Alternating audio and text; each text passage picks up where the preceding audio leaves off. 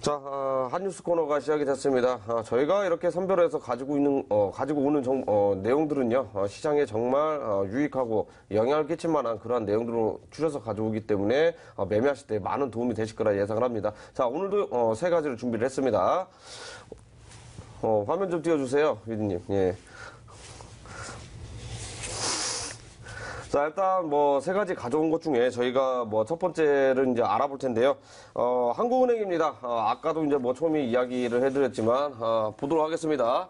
자, 한국은행에서 암호자산과 중앙은행 보고서 발행을 했다. 내용을, 어떤 내용인지 이제 알아볼 거고요. 자, 두 번째입니다. 두 번째 기사 한번 확인 좀 해주세요. 지금 방송 상태가 조금 고르지 못합니다. 우리 시청자분들 양해 말씀 드리도록 하겠습니다. 제가 얼굴이 더 화끈거리네요. 자, 가상화폐 큰 장이 온다. 두 번째 기사로 왔는데 어떤 내용이 있길래 이제 큰 장이 오는지 한번 확인해 볼 거고요. 자, 마지막 세 번째입니다. 자, 유럽 최대 ETF 투자자문사 암호화폐 파생 상품 영역을 확대하겠다라는 내용의 기사를 가져왔습니다. 이게 마지막에 굉장히 중요할 수 있는데, 자, 첫 번째 한번 알아보도록 할게요. 자, 한국은행 암호자산과 중앙은행 보고서 발행, 그 내용이 어떤 내용인지 한번 알아볼 텐데요. 자, 그 이전에 저희 코인 119 방송에서 또 이 부분을 한번 소개를 해준 적이 있거든요. 연구위원, 그 암호화폐 블록체인 기술에 관해서 이제 연구위원이 보고서를 냈는데, 결국에는 디지털 화폐가, 지금 실물화폐죠. 실물화폐에 이제 영향은 극히 미미하고, 디지털 화폐 발행을 할 생각이 없다 이런 내용들도 이제 많이 가져왔었거든요. 예. 근데 다른 각국 나라들 보면 기조들을 보면 디지털 화폐를 발행하는 쪽으로 좀 이렇게 가려는 움직임들이 많이 나와 있는데 앞으로 이제 우리 이제 한국은행 국내에서 이 기조가 바뀔 수도 있고 안 바뀔 수도 있는데 어떻게 생각하는지 한번 이야기해 주시면 좋을 것 같아요. 예. 오늘 좀 투자자분들이 이 뉴스가 나옴으로써 조금 더 불안해하고 앞으로 어떻게 될지 이런 것들을 좀 문의하시는 좀 분들이 많았습니다. 자, 일단 한국은행에서 가상화폐에 관련된 보고서를 작성했습니다. 이 보고서 내용에서는 현재 가상화폐는 앞으로 화폐를 대체할 만한 가능성이 낮다라고 해서 좀 부정적인 견해를 내놨습니다. 그러면서 이제 앞으로 국내에서 또 이제 가상화폐 시장이 성장되지 못하고 도태되는 게 아닌가 이렇게 불안해하실 텐데요. 자, 그래서 지금 오늘 제가 준비한 게 한국은행에서 이제 가상화폐에 대해서 부정적인 전망을 내놨던 이유들 그리고 그에 대한 제 의견을 좀 가지고 와봤습니다. 자, 첫 번째죠. 가상화폐가 이제 실질적인 화폐를 대체할 수 있는 기능이 낮다라고 했던 첫 번째 이유가 가격 변동성이 상당히 크고 수수료라든지 처리 시간 등 거래 비용이 높기 때문에 이거는 조금 불합리적이다 안 된다라고 좀 얘기를 했었습니다. 자, 하지만 여기서 또 얘기하는 게 있죠. 가상화폐를 결제하면 처리 시간이 상당히 늦어서 이제 많은 구매자들이 좀 불편을 겪게 될 것이다 이렇게 얘기해줬는데요. 자, 실제로 그게 아닙니다. 현재 지금 비트코인 오프라인 결제 플랫폼이 지금 개발되어 있는 상태고요. 자, 그동안은 이제 가상화폐 시장 또 이제 비트코인으로 물건을 구매했을 때 한 40분에서 1시간 정도 기다려야 했던 건 맞았습니다. 하지만 이번에 새롭게 출시된 특허에서는 비트코인 결제만으로 이제 1, 2초 안에 바로 결제가 이제 완료되는 그런 특허를 출시가 됐습니다. 지금 시장에 나와 있기 때문에 이러한 부분은 이제 문제가 되지 않을 것이다라고 좀 얘기해드리고요. 자, 두 번째 이유가 있습니다. 가치를 표시하거나 저장하는 역할에도 한계가 있다라고 좀 얘기를 했었는데 보고서에 나왔습니다. 하지만 이 부분도 마찬가지죠. 지난번에 제가 뉴스에서도 한번 말씀드렸습니다. 자, 가상화폐 시장이 성장하게 되면 그만큼의 이제 인터넷 공간을 차지하기 때문에 전 세계 인터넷이 마비될 수 있다라는 또 발언에 대해서 한번 말씀드렸던 게 있습니다. 지금 현재 인터넷상에서 이제 맞춰서 가상화폐 시장이 성장하는 거에 맞춰서 인터넷도 지금 성장하고 있고요. 그거는 아직 저장을 안 해봤기 때문에 지금 이렇다 저렇다 할 수 있는 건 아닙니다. 그렇기 때문에 이 부분에 대해서는 크게 생각 안 하셔도 되겠다라고 좀 판단 드리겠고요. 자, 마지막이죠. 정부가 세금을 암호화폐 자산으로 받아야지 이제 대체 실물적인 화폐 대체가 되는데 정부가 세금을 암호화폐로 받지 않기 때문에 앞으로의 이제 앞으로 화폐 대체가 안 된다라고 얘기를 해줬습니다. 자, 하지만 이제 막 정부에서도 암호화폐에 대한 규제가 나와주고 있고요. 또 블록체인 산업 분야에서도 암호화폐를 자산으로 인정하는 그런 보고서를 또 내놨었죠. 그렇기 때문에 이제 막 규제가 나오고 있습니다. 지금 당연히 세금을 안 받겠죠. 하지만 이제 가상화폐 시장이 조금 더 투명해지면 조금 더 이제 활발해지고 성장하면 이제 앞으로 세금도 가상화폐를 통해 낼 수 있는 날이 또 오지 않을까 이런 생각을 하고 있습니다. 그렇기 때문에 지금 현재 각 중앙은행들이 이렇게 가상화폐에 대해서 부정적인 견해를 내놓고 있습니다. 자, 그거는 뭐 당연하겠죠. 비트코인이라든지 이더리움 같은 경우가 탈중앙화를 꿈꾸고 나왔기 때문에 가상화폐 시장이 조금 더 성장하며 이제 한국은행이라든지 영국 중앙은행이라든지 마찬가지로 지금 현재 큰 영향력을 행사하고 있는 이런 중앙은행들의 힘이 조금 빠질 수가 있다. 그렇기 때문에 이 중앙은행에서는 가상화폐 시장이 그렇게 달가운 시장은 아닐 거다라고 좀 생각을 하고 있고요. 지금 이 발언 또 이 보고서가 가상화폐 시장을 움직일 만한 증거라든지 움직일 만한 그런 큰 이슈가 되는 보고서는 아닙니다. 그냥 한 기간의 이제는 생각이다라고 좀 보여지고 있습니다. 그렇기 때문에 오늘 이 뉴스를 통해서 조금 불안해하셨다라고 하시는 분들은 지금 이 방송을 보시면서 아 그렇구나 이제 좀 안심해도 되겠다라고 하시고요. 투자에 철저하게 좀 임해 주셨으면 좋겠습니다. 자, 첫 번째 한국은행 뉴스 좀 알아봤고요. 자, 두 번째 뉴스랑 좀 연관시켜서 한번 말씀드리도록 하겠습니다. 현재 두 번째 뉴스죠. 가상화폐 큰 장이 온다라는 뉴스를 가지고 나왔습니다. 자, 이 뉴스 같은 경우에는 이것도 마찬가지 지난번에 코인119 방송에서 한번 말씀을 드렸습니다. 이 위험 지수와 가상화폐 지수가 좀 상관이 있다라고 했고요. 위험 지수가 높아지고 사람들이 투자를 조금 꺼려한다라고 보시면은 꺼려한다라고 하시면은 이제는 암호화폐 시장 또 즉 안전한 자산으로서 유입이 된다라고 좀 말씀을 드렸고요. 역시나 마찬가지죠. 자, 요즘에 이제 미국과 중국의 무역 경쟁이 상당히 좀 심하게 일어나고 있습니다. 갈등이 지금 좁혀지지 않고 점점 더 커져나가고 있는 그런 상당히 불안한 경제장이 연출되고 있습니다. 그렇기 때문에 미국 다우지수라든지 뭐 중국 상하이 지수라든지 여러 가지 전 세계 해외 지수들이 내려가고 있어요. 그 과정에서 가상화폐 시장은 지금 올라가고 있습니다. 자, 이거는 뭐를 뜻하냐? 지금 전국 불안 속에서 경제 불안 속에서 이제 주식시장에서 자금을 빼서 가상화폐 시장 쪽으로 유입을 시키고 있다라고 좀 보여주면 되겠고요. 자, 그 전에 이탈리아 전국 불안 사태에서도 마찬가지였죠. 다우지수, 그리고 일본 니케이 지수 여러 가지 해외 증시가 내려갔을 때 가상화폐 시장은 반등하는 그런 장이 좀 연출됐었습니다. 자, 이번에도 마찬가지입니다. 스탠다드 헤지펀드에서 이 다우지수와 가상화폐 시세 간에 연결되는 그런 함수 관계가 있다.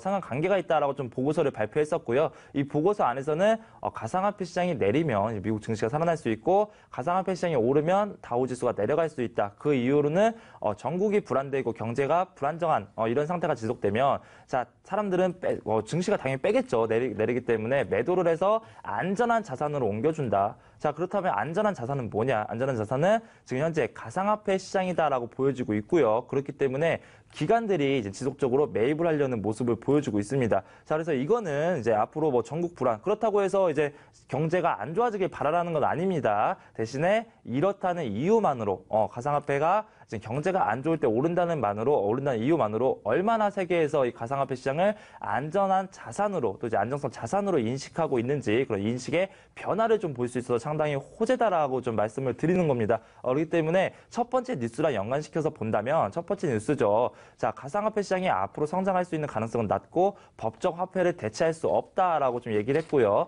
자, 두 번째 뉴스 연계되어 본다면 안전한 자산으로 인식이 되고 있다라고 좀 말씀을 드렸습니다. 그렇기 때문에 앞으로 안전한 자산 또 투명한 자산이 이어지면 법정 화폐까지 또 연결시키기는 뭐 앞으로 충분히 가능하다라고 보여지고 있습니다. 그렇기 때문에 투자하시는 분들 이런 시장의 중요한 이슈들입니다. 이런 거 잘 보시고 투자에 좀 유의하셨으면 좋겠습니다. 자, 이렇게 해서 뭐 두 번째 기사까지 알아봤습니다. 정말 뭐 큰 장 온다, 뭐 이렇게 저도 이제 생각을 하고 있는데요. 정말 이제 큰 장이 언제 올지는 저희 코인 119 방송 끝까지 신청하시면 여태까지 뭐 내용들을 이렇게 추려보면 아마도 이제 느낌이 좀 오시지 않을까 이렇게 생각을 합니다. 거기다 대고 지금 뭐 비트코인 쪽으로 이제 자금들이 안전자산으로 이렇게 인식이 돼서 이제 자금들이 이제 몰려 들어온 이유 중에 하나가 주식 좀 해보신 분들은 다들 아실 거예요. 오늘부터 해서 미국하고 중국하고 관세 전쟁이 이제 시작을 했습니다. 자, 중국 같은 경우에는 지금 현재 디폴트에 빠져 있는 회사들도 많이 있는 만큼 그러한 문제들이 이제 굉장히 많기 때문에 오히려 암호화폐 쪽으로 좀 이렇게 자금들이 몰려 들어오지 않을까 이렇게 조심스럽게 예상을 해봅니다. 자, 이렇게 해서 두 번째 기사까지 알아봤고요. 자, 마지막으로 세 번째 기사입니다. 이게 뭐 가장 핫한 뉴스이지 않을까 생각을 하는데요. 자, 유럽 최대 ETF 투자자문사 암호화폐 파생사부 영역을 확대를 한다 소식을 가져왔습니다. 자, 미국에서도 ETF 상품이라든지 이게 게 거의 뭐 승인이 이제 신청을 했지만 이제 굉장히 빠르게 되고 있는 상태고 비트코인 선물도 나와 있는 상태고 거기다 대고 이제 각 거래소별로 이제 기관들 상품 전용으로 이렇게 많이 나온 게 있잖아요. 자, 유럽에서도 결국에는 이제 이런 부분도 ETF 상품 상장지수 펀드잖아요.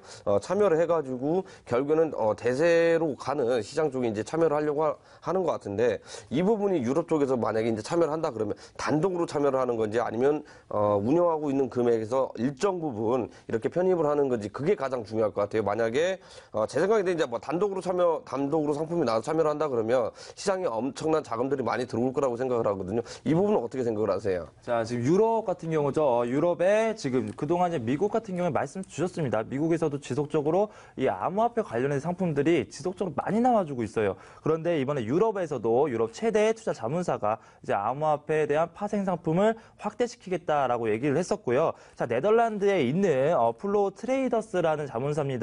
지금 현재 비트코인과 이더리움을 기반으로 해서 뭐 ETF라든지 ETN 상품들을 출시를 했었습니다. 시범적으로 출시를 했었는데, 자, 출시를 하고 상품을 제공하다 보니 최근 몇 개월 동안 해당 상품에 대한 거래가 급증하는 것이 좀 나타났다. 자, 이것은 무엇을 의미하냐? 지금 기관들이라든지 좀 큰 손들, 자금이 많은 고액 투자자들이 가상화폐 시장에 대한 파생 상품을 상당히 선호하고 있고요. 또 안전한 자산, 중장기적으로 투자할 수 있는 가치다라고 좀 보여주고 있다라고 좀 판명을 지으면 될 것 같습니다. 자, 이번에 마찬가지죠. 이 플로우 트레이더스 CEO에 대한 인터뷰 내용이 좀 화제가 됐습니다.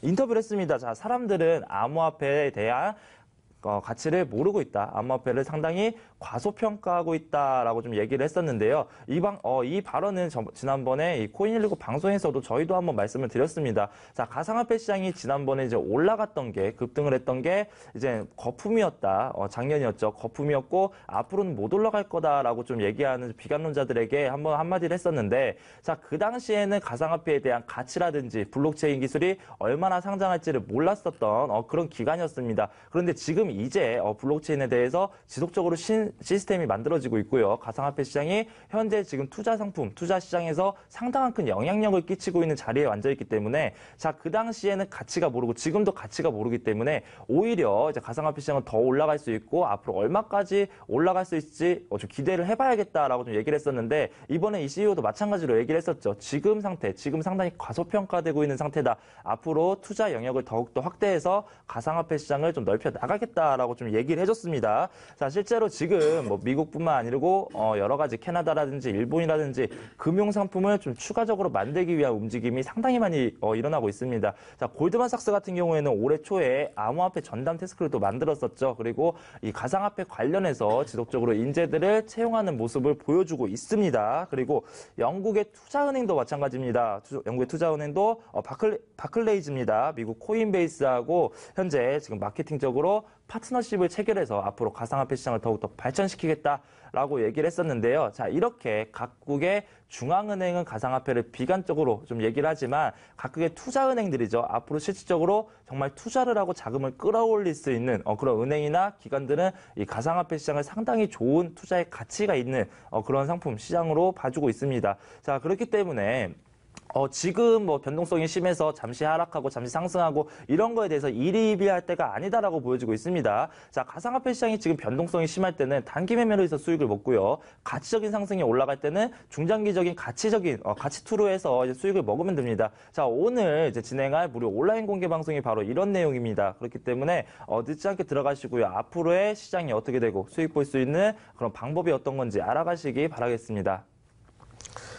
자, 이렇게 해서 이제 세 번째 기사까지 알아봤습니다. ETF 상품이라고 하면, 보편적으로 이제 상장지수 펀드입니다. 흔히도 말하면 상장지수 들어가면, 공매도, 상품만 이렇게 매매를 해서 큰 수익을 내는 거 아니냐, 이렇게 이제 오해를 하시는 분들도 있을 건데, 지금 현재 장세로 보면 이제 그게 유효할 수도 있겠지만, 만약에, 이렇게 하방적으로만, 상품을 이렇게 구매를 하게, 돼서 이익 실현을 한다 그러면, 그만큼 평가 가치가 떨어지고요.